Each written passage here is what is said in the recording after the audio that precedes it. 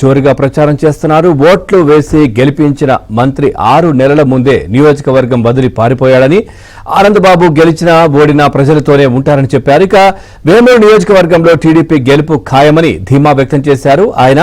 ఇక వేమూరు నియోజకవర్గంలో టీడీపీ అభ్యర్థి నక్కా ఆనందబాబు ఎన్నికల ప్రచారానికి సంబంధించిన మరింత సమాచారాన్ని మా కరెస్పాండెంట్ సాంబశివరావు అందిస్తారు. బాపట్ల జిల్లా వేమూరు నియోజకవర్గంలో టీడీపీ అభ్యర్థి మాజీ మంత్రి నక్కా ఆనందబాబు ఎన్నికల ప్రచారాన్ని ఉధృతంగా చేస్తున్నారు. వేమూరు నియోజకవర్గంలోనే ప్రతి గ్రామంలోకి వెళ్లి ఇంటింటికి టీడీపీ ప్రకటించిన సూపర్ 6 మేనిఫెస్టోను కూడా ప్రజలకు వివరిస్తూ ఉన్నారు. అయితే ప్రజల నుంచి స్పందన ఎలా ఉంది మనతో పాటు మాట్లాడడానికి ఆనందబాబు ఉన్నారు. సో చెప్పండి, ఎన్నికల ప్రచారం ఎలా జరుగుతుంది, ప్రజల నుంచి స్పందన ఎలా ఉంది? బ్రహ్మాండమైన స్పందన ఉంది. ఎన్నికల ప్రచారంలో అన్ని వర్గాల ప్రజలు తెలుగుదేశం జనసేన పార్టీల కూటమి అధికారంలోకి రావాలని కోరుకుంటా ఉన్నారు. వేమూరు నియోజకవర్గంలో ప్రత్యేకంగా నా పట్ల వారు చూపిస్తున్నటువంటి ఆదరాభిమానాలు, ప్రేమాభిమానాలు చాలా బ్రహ్మాండంగా ఉన్నాయి. ఎందుకంటే ఈ 5 ఏళ్ల కాలంలో మరి ఎన్నుకున్నటువంటి వ్యక్తులు ఇక్కడ నుంచి పారిపోవటం, అభివృద్ధి అనేది 5 ఏళ్లలో పూర్తిగా కుంటుపడిపోవటం, వ్యక్తిగతంగా వాళ్ళకి గతంలో నేను చేసినటువంటి మంచి కానీ నేను చేసిన అభివృద్ధి కానీ నిరంతరం వాళ్ళు గుర్తు చేసుకొని నేను వెళ్ళిన ప్రతి గ్రామంలో కూడా చూపిస్తూ ఉన్నారు.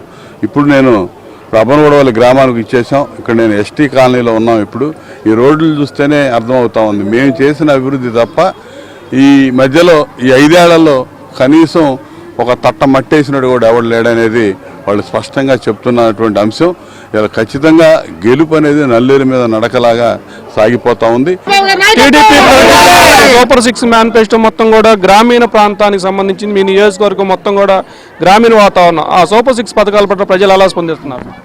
ఖచ్చితంగా గతంలో జగన్మోహన్ రెడ్డి చేసినటువంటి మోసాలు ఏవైతే ఉన్నాయో, అమ్మఒడి పథకం చెప్పాడు. అమ్మఒడి ఇంట్లో ఎంతమంది చదువుకునే పిల్లలు ఉంటే అంతమందికి 15,000 ఇస్తానన్నాడు. 13,000 ఇస్తున్నాడు. 4 ఏళ్లే ఇచ్చాడు, 1 సంవత్సరం ఎగదొబ్బాడు. అది కూడా ఇంటికి ఒక పిల్లాడికే, చదువుకునే పిల్లలు ఎంతమంది ఉన్నా ఒకరికే పరిమితం చేశాడు. అక్కడే మాట తప్పాడు. ఇవాళ చంద్రబాబు నాయుడు గారు చదువుకునే పిల్లలు ఎంతమంది ఉంటే అంతమందికి 15,000 ఇస్తానన్నాడు. స్పష్టంగా ప్రజలకు అర్థమైంది. ఖచ్చితంగా చంద్రబాబు నాయుడు గారి వైపు చూస్తూ ఉన్నారు. చంద్రబాబు నాయుడు గారు చెప్పిన మాట మీద ఖచ్చితంగా చదువుకునే పిల్లలందరికీ కూడా తల్లికి వందనం పేరు మీద 15,000 వస్తుందని చెప్పి వాళ్ళందరూ కూడా మా వైపు ఎదురు చూస్తూ ఉన్నారు. ప్రతి మహిళకి 18 ఏళ్ళు నిండినటువంటి ప్రతి మహిళకి 1,500 రూపాయలు ప్రతి నెల జమ చేస్తాం బ్యాంకులు అని చెప్పారు. దాని వైపు కూడా ఆసక్తిగా మరి మహిళలందరూ కూడా ఎదురు చూస్తూ ఉన్నారు. డ్వాక్రా సంఘాల సృష్టికర్త చంద్రబాబు నాయుడు గారు, మహిళల గురించి ఆలోచన చేసినటువంటి మొట్టమొదటి వ్యక్తి చంద్రబాబు నాయుడు గారు, మహిళల ఆర్థిక స్వావలంబన చేకూర్చే విధంగా ప్రణాళికలు రచించినటువంటి వ్యక్తి చంద్రబాబు నాయుడు గారు. కాబట్టి చంద్రబాబు నాయుడు గారు మహిళలకు ఇచ్చినటువంటి హామీల మీద వాళ్ళకి స్పష్టమైన అవగాహనతో మరి ఈ ప్రభుత్వాన్ని తీసుకురావాలని చెప్పి ఎదురు చూస్తున్నారు అనేది మా ప్రచారంలో స్పష్టంగా కనపడుతున్నటువంటి అంశం.